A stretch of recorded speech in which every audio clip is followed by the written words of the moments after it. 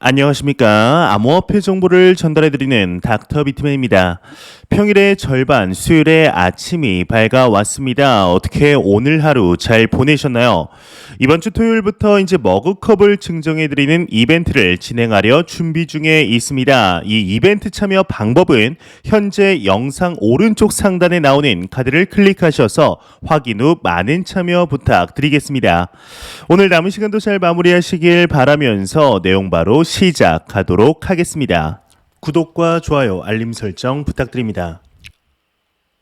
최근 암호화폐 시장의 지지부진한 상황 속에 조금의 반등이 이루어지고 있습니다.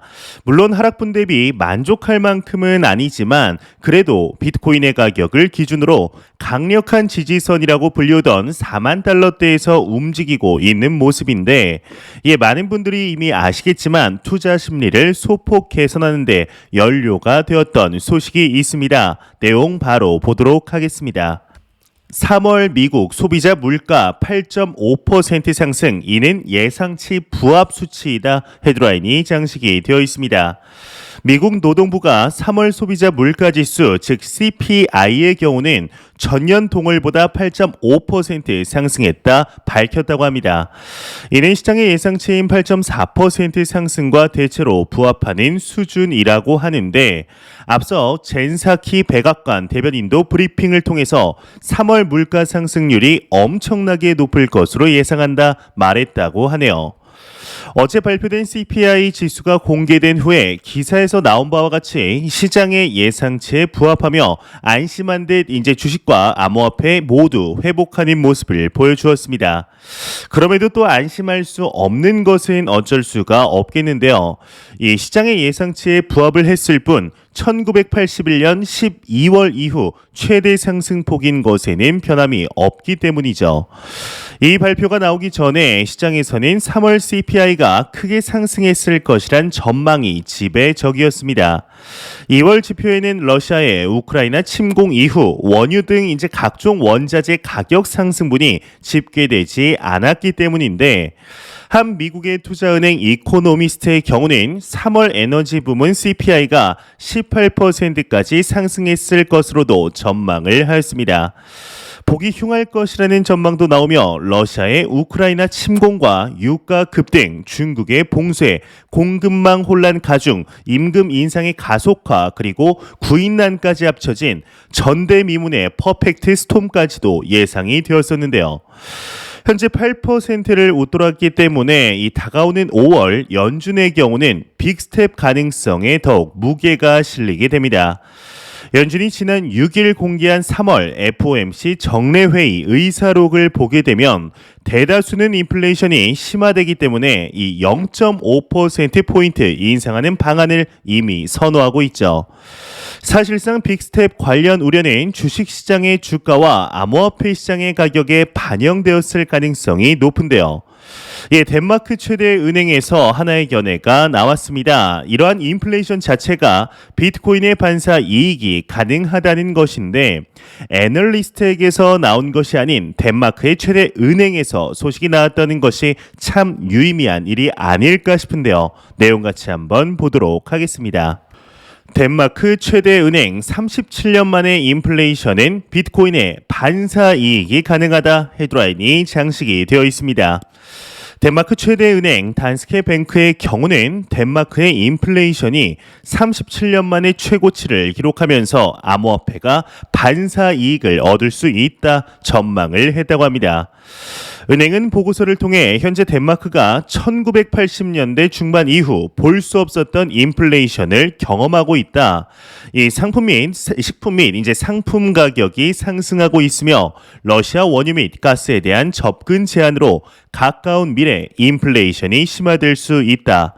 특히 젊고 덜 부유한 사람들이 큰 영향을 받을 것이며 더 나쁜 상황에 익숙해져야 한다. 많은 사람들이 더 적은 지출로 살아가는 방법을 배워야 한다. 이 같은 경제 흐름으로 인해 암호화폐 시장이 이익을 얻을 수 있다. 시총이 증가하며 비트코인의 가격이 높은 인플레이션의 영향으로 상승할 수 있다. 설명을 했다고 합니다. 지난해 5월 해당 은행은 보고서를 통해 이제 비트코인이 조잡해지고 있으며 그 증거는 급락이라고까지 지적한 바 있다고 하는데요. 불과 1년 정도 만에 암호화폐 시장에 대한 인식이 상당히 변한 것을 확인할 수가 있습니다. 지금은 많은 기관 투자자들 그리고 고액 자산가들에게 비트코인을 포함한 암호화폐 시장이 이제 인플레이션으로부터 자산을 지키는 디지털 골드라는 인식이 팽배한 상태이지만 이는 비트코인이 나아가는 수많은 기능 중에 하나일 뿐이죠. 지금의 높아져가는 인플레이션과 이에 경제 상황이 함께 어려워지는 스태그플레이션에 대한 위협 속에 암호화폐 시장으로의 자금 유입이 눈에 띄게 증가하고 있는데요. 과연 이 시장이 앞으로 어떠한 방식으로 성장하게 될 것인지 한번 지켜보도록 하겠습니다. 이러한 소식과 더불어서 현재 암호화폐 시장의 단기 방향성에 관한 분석들이 지속적으로 나오고 있습니다. 글로벌 경제 일간지이죠. 이 블룸버그에서 하나의 가격 분석이 나왔는데 내용같이 보도록 하겠습니다. 블룸버그 비트코인 1차 지지선 37,582달러이다 헤드라인이 장식이 되어 있습니다. 이 블룸버그의 경우는 비트코인은 이달 들어서 약 13% 하락을 했으며 약세 플래그 기술 패턴 하단에서 지지선을 테스트할 전망이다. 1차 지지선은 37,582달러로 그 다음 주요 지지선은 36,700, 플래그 하단이 또 깨질 경우는 26,000달러까지 하락 채널이 열릴 수 있다 진단을 했다고 합니다. 이 시장 상황이 그렇게 좋지만은 못하다 보니 부정적인 분석들이 나올 수밖에는 없는 것으로 보이는데요. 이러한 시장의 엄청난 변동성에 지난 24시간 엄청난 규모의 선물 포지션 또한 청산이 되었다고 하는데 더 중요한 것이 이에 90%가 롱 포지션이라고 하는데요. 내용같이 한번 보도록 하겠습니다. 지난 24시간 4.3억 달러 규모 선물 포지션 강제 청산 90%가 롱 포지션이다 헤드라인이 장식이 되어 있습니다. 암호화폐 전문 미디어 코인데스크에 따르면 비트코인이 단기 하락을 나타내며 4만 달러 선을 일시 반납한 가운데 지난 24시간 약 4.3억 달러 한화 약 5,316억 원 규모의 암호화폐 선물 포지션이 강제 청산된 것으로 나타났다고 합니다. 이 강제 청산은 트레이더의 포지션 개시 증거금의 일부 또는 전체 손실로 인해 거래소가 강제로 트레이더의 레버리지 포지션을 닫을 때 발생하게 된다고 하는데 이제 강제 청산된 롱 포지션이 약 90%를 차지한 반면 숏 포지션은 4,400만 달러 규모가 강제 청산된 것으로 나타났다고 합니다. 비트코인 선물 시장에서 약 이제 1.56억 달러가 강제 청산되었고 이더리움 선물 시장에서 1억 285만 달러가 강제 청산이 되었는데 거래소별로 OKX에서 약 1.49억 달러 규모의 선물 포지션이 강제 청산이 되며 가장 큰 규모를 나타냈으며 그 중에 96%의 청산이 롱 포지션에서 발생을 했다고 하네요. 이 현물 시장이 요동을 치니 선물 시장 또한 유혈 사태가 벌어지고 있는 모습들이 보이고 있는데요. 그만큼 현재 시장 자체가 참 어렵다, 단기적으로 상승을 바라보기 힘든 조건들이 많다는 것을 반증해주는 것이 아닐까 싶습니다.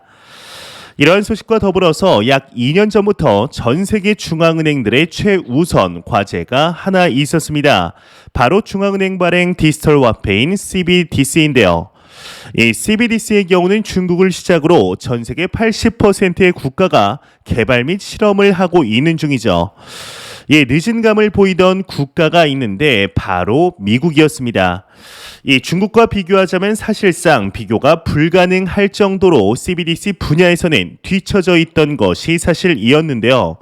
이제라도 정신을 차린 것일까요? 드디어 첫 파일럿 프로그램을 발표한다고 합니다. 내용같이 보도록 하겠습니다. 세계 최대 TR 사업자 미국 첫 CBDC 파일럿 프로그램을 발표하였다 헤드라인이 멋지게 장식이 되어 있습니다. 더블록에 따르면 세계 최대 TR 거래 정보 저장 사업자이자 거의 모든 미국 내 주식 거래를 처리하는 미 중앙 예탁 청산 기관인 DTCC가 미국 첫 중앙은행 디지털 통화 이제 CBDC 파일럿 프로그램 프로젝트 리튬을 발표했다고 합니다.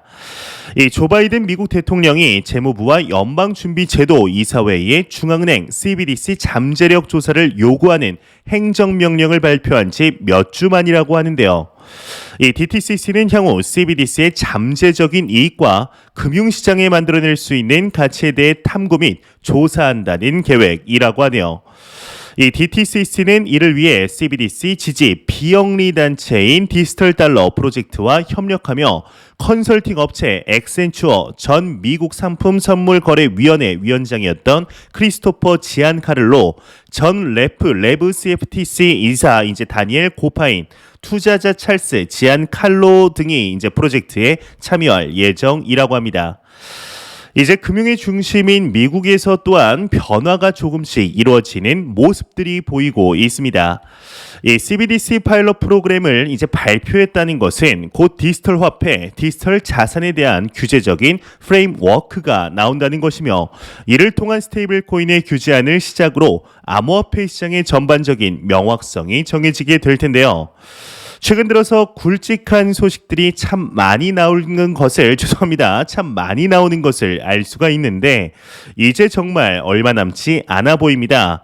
미국을 중심으로 암호화폐 시장의 규제가 정해지게 되었을 때 이 시장에 어떠한 변화가 이루어지게 될 것인지 지켜보도록 하겠습니다. 매일같이 나오는 리플 XRP에 관한 소식이 오늘도 또한 나왔습니다. 현재 리플사와 미 SEC 간의 소송이 지속이 되면서 힘든 나날들을 보내고 있는 와중에 이 소송 관련 하나의 소식이 나왔습니다. 이제 리플사 측면 의미 있는 승리를 이루었다라는 분석까지 나오고 있는데 과연 어떠한 내용인지 바로 보도록 하겠습니다. 미 법원 SEC 리플 소송 DPP 판결 관련 SEC 측 재심 요청을 기각하였다 헤드라인이 장식이 되어 있습니다. 리플사와 미국 증권거래위원회 SEC 간의 미등록 증권 판매 소송을 지속적으로 추적해온 미국 연방검사 출신 변호사 제임스 K. 필란에 따르면 해당 소송 담당 치안판사 사라 넷번 측이 요청한 DPP 판결 재심 요청을 기각한다 밝혔다고 합니다. 일단 여기서 나오는 DPP라는 것이 심의 과정의 특권이나 정부 행정기관이 내부 프로세스 관련 내용을 민사소송 등의 비공개 요청할 수 있는 권한이라고 하는데요. 이 미 법원은 SEC의 재심 요청을 기각하는 한편 판결 내용을 보다 명확히 해달라는 SEC의 요청은 받아들였다고 합니다. 이에 따라서 SEC는 윌리엄 힘먼 전 SEC 간부가 이더리움은 증권이 아니다라고 언급한 연설의 초안이 담긴 이메일을 법원에 제출해야 하는데 이와 관련 사라 넷번 판사는 SEC의 피고 측이 XRP가 증권에 해당할 수 있다는 공정한 고지를 받았다는 주장은 주요 쟁점이었다고 하는데요. 당시 이제 SEC는 DPP를 근거로 공개를 거부한 힘먼 연설이 윌리엄 힘먼 SEC 기업금융국장의 개인적인 견해를 담았으며 기업금융의 접근 방식을 피고에 전달하기 위함이었다고 주장을 했습니다. 하지만 법원은 해당 연설에 대한 SEC 및 힘먼의 입장이 이전과 일치하지 않는다고 판단을 했다고 설명을 했는데요. 이와 관련해서 이제 제임스 필란 변호사의 경우는 리플에게 있어서 이번 법원 판결은 큰 승리라며 SEC는 14일 이내에 요청 기각에 대한 이의를 제기할 수 있어 지켜봐야 할 부분이다 진단을 했다고 하네요. 현재 시간이 흐름에 따라 여러분들도 느끼시리라 생각이 듭니다. 점점 재판의 방향이 리플사 측면으로 상당히 유리하게 흘러가는 것을 확인할 수가 있겠는데 이는 여러분들도 잘 아시겠지만 작년부터 진행된 소송 속에서 이 미 SEC의 경우는 노골적으로 소송의 시간 끌기를 하는 것을 수많은 증거를 통해 확인할 수가 있었습니다. 이를 통해 SEC는 이야기를 하고 싶은 것으로 보이는데요. 우리와 소송에 한번 걸리면 진이 빠지게 해줄 테니 우리 이야기 잘 들어라 라는 것을 리플사뿐만이 아니라 수많은 블록체인 기업들에게 이야기를 하고 있는 것으로 보입니다. 이를 통해 미국의 암호화폐 관할권과 관련하여서 우위를 점하려고 하고 있으며 이러한 유통기한 또한 끝나가고 있는 것이 느껴지고 있는데요. 현재 수많은 정보를 통해 SEC는 본질적으로 불리하게 되었지만 끈질기게 매달리고 있는 중으로 확인이 되는데 이 소송은 길어봐야 이번 연도 안에 마무리될 것으로 보입니다. 이 소송이 마무리되어야 XRP가 증권인지 아닌지가 명확하게 밝혀져야 미국을 중심으로 한 암호화폐 시장에 대한 규제 프레임워크가 정해질 수 있기 때문이죠. 이 소송이 리플사 측에 손을 들어준다거나 리플사 측면으로 유리하게 합의가 이루어지게 될 경우 이는 XRP뿐만 아닌 암호화폐 시장 전반의 상승을 촉발시키게 될 것이 확실하죠. 그리 머지않아 보입니다. 과연 소송이 마무리되게 되었을 때 XRP가 얼마나 상승을 하게 될 것인지 충분히 기대해보아도 좋지 않을까 하는 생각이 드네요. 어제이죠. 지난밤 미국의 소비자 물가지수 CPI의 발표 이후 시장 예상치에 부합하며 긍정적인 흐름들이 다소 보이고 있습니다. 하지만 그럼에도 안심하기는 아직까지는 이른 것으로 보이는데 월요일부터 불안감에 빠지기 시작하더니 어제는 비트코인 가격을 기준으로 장중 40K를 내주는 상황까지 왔었습니다. 이 4월 FOMC 의사로 공개 당시에는 큰 어려움 없이 넘어갔지만 2월 말 러시아와 우크라이나의 전쟁, 3월에 지표가 반영이 되며 현재 4월은 살 얼음판을 지나가는 한가운데 봉착해 있는 듯한 느낌마저 들고 있는 중인데요. 이에 대해서 이제 암호화폐 투자자들 입장에서는 지금의 상황이 공포스러울 수밖에 없을 것 같습니다. 금리 인상에 대한 우려도 우려지만 이제 3월 지표가 워낙에 공포스러웠기 때문이죠. 하지만 그렇다고 무작정 무서워할 필요도 없다고 생각을 하는데요. 현재 상황 자체가 그리 좋지 않게 흘러가고 있는 것이 사실입니다. 이것 자체를 부정할 수는 없겠으나 비트코인이 당장이라도 3만 달러가 무너지고 2만 달러가 무너질 것 같은 그런 과장된 공포는 조금 접어두어도 좋지 않을까 싶습니다. 다가오는 5월 금리 인상에 그간의 CPI 지수, 생산자 물가 지수, 소매 판매 지수 모두 영향을 미칠 것입니다. 여기서 중요한 것은 비둘기파라고 여겨졌던 미 연준의 2인자이죠. 이제 브레이너드 이사와 시카고 연방준비은행의 이사인 시카고 연방준비은행의 총재이죠. 찰리 에반스 총재를 비롯하여 수많은 인물들의 이야기를 들어보면 이제 5월 50bp 즉 빅스텝은 이미 이루어진 것으로 보이며 5월달 무조건적으로 이루어질 것 같은 모습들이 포착이 되고 있습니다. 항상 가격은 우리가 아는 소식이라면 이미 반영이 되어 있죠. 이 또한 반영이 되어 실제로 5월 빅스텝이 이루어진다 해도 이미 모두 반영이 되어 있기 때문에 그리 크게 반응하지는 않을 것으로 보입니다. 또한 글로벌적으로 인플레이션이 심화되고 있는데 경제 상황 또한 나아지지가 않고 있죠. 이러한 상황 속에서 무작정 금리를 계속해서 올릴 수도 없는 노릇일 것입니다. 지금의 시장 상황이 투자자 분들에게 두려움으로 다가오고 있습니다. 하지만 이러한 상황 속에 과연 우리는 어떠한 스탠스를 가져야 할지 충분히 고민해야 될 때가 아닐까 싶은데요. 우리는 너무나 좋은 가격대에 그리고 암호화폐 시장에 투자를 하고 있으며 매월 투자할 수 있는 현금 흐름을 가지고 있습니다. 암호화폐 시장은 성장할 수밖에 없으며 더욱 확장될 수밖에 없는 시장이라는 것을 명확하게 아셨으면 좋겠습니다.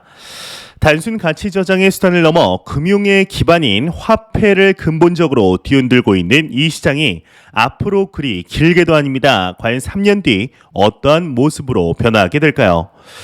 절대로 단기적인 시각이 아닌 장기적인 시각으로 또한 오랫동안 함께할 수 있는 여유 자금을 통하여 투자를 진행하시길 진심으로 바라해 보겠습니다. 제가 준비해온 소식은 여기까지입니다. 영상이 도움이 되셨다면 구독과 좋아요 그리고 광고 한 편만 처음부터 끝까지 시청 부탁드립니다. 이 채널은 오직 광고 수익으로 운영이 되게 됩니다. 항상 영상 시청해 주시는 시청자분들, 구독자분들 너무나 감사드립니다. 오늘 남은 시간도 잘 마무리하시길 바라면서 저는 더욱 도움이 되는 영상으로 저녁 퇴근 시간 찾아뵙도록 하겠습니다. 지금까지 닥터 비트맨이었습니다. 감사합니다.